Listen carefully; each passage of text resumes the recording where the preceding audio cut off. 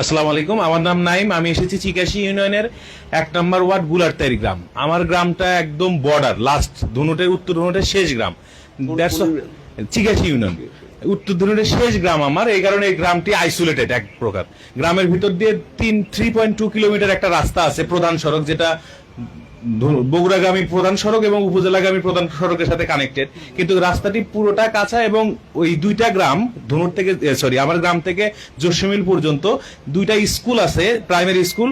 এই কাঁচা রাস্তা বেয়ে যেতে হয়। তো হয়তোবা ইনলিস্টেড করবেন, কিন্তু আমার এখন আবেদন দ্রুত কোনো কিছু একটা ব্যবস্থা করে, যেহেতু বর্ষাটা চলছে, এর জন্য যেন একটা দ্রুত কোনো ব্যবস্থা করা হয়, যাতে স্বাভাবিক মানুষ যেন আপাতত চলতে পারে। তোমার রাস্তা কি হেরিংবোন না পাকা না কাঁচা? কি না, কাঁচা, সম্পূর্ণ কাঁচা। সম্পূর্ণ কাঁচা? হ্যাঁ। তো কাঁচা রাস্তা তুমি বলছো যে বৃষ্টির মধ্যে এটা আরো বেশি কোনো জায়গায় একদম, মানে কিছু কিছু জায়গায় টিয়ার আছে, টিয়ারের মনে হয় টিয়ার প্রকল্পের মধ্যে করা যেতে পারে। হ্যাঁ, টিয়ার দিয়ে করা যেতে পারে। 3.2 কিলো। না না, অত বড় রাস্তা না, এটা টোটাল রাস্তা, কিন্তু কিছু কিছু জায়গায় তোমার আমি বুঝতে পারছি কিছু জায়গায় রাস্তা খারাপ আছে, আপাতত এটা করেও যেন টিয়ার প্রকল্প এটা নেওয়া যেতে পারে। আমার একটু সম্পূরক দাবি ছিল, একটু আসিফ রহমানের সম্পূরক দাও। তোমরা পার্লামেন্টের ভাষা বলছো, খুব ভালো। বলো।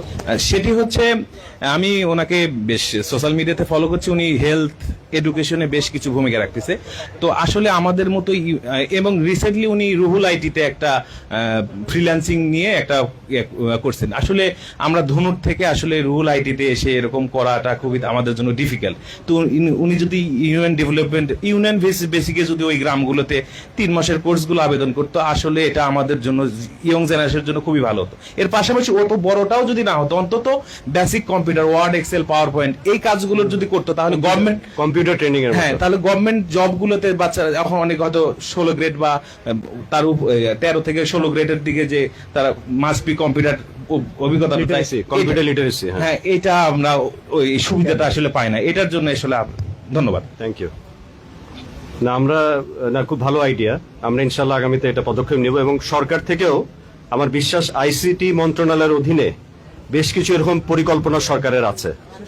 আর আরেকটা বিষয় আমি বলতে চাই, যে অনেক আমার যুবক ভাইদের দেখছি আর কি, যুব সমাজকে যারা প্রতিনিধিত্ব করে, আমি গতকাল শেরপুর আমি এটা খেয়াল করেছি, যা দেখে আমার মনে হচ্ছে যে বাংলাদেশের ভবিষ্যৎ ভালো এবং শেরপুর ধনুটের ভবিষ্যৎ ভালো। সেটা কি দেখে? সেটা হচ্ছে যে তোমরা এসে তোমার এলাকার উন্নয়নের কথা বলছো, নিজের কোনো স্বার্থের কথা বলছো না। তোমাদের যারাই আমি দেখেছি, যারা গতকালও কথা বলেছে, আজকেও বলেছে, তারা কিন্তু এলাকাবাসীর স্বার্থের কথা বলছে, নিজের কোনো স্বার্থ কিন্তু তারা বলে নাই। এটা দিয়ে বোঝা যায় যে ইনশাল্লাহ আমাদের শেরপুর ধনুট আগামীতে অবশ্যই সমৃদ্ধ হবে, এই আশাবাদ ব্যক্ত করছি।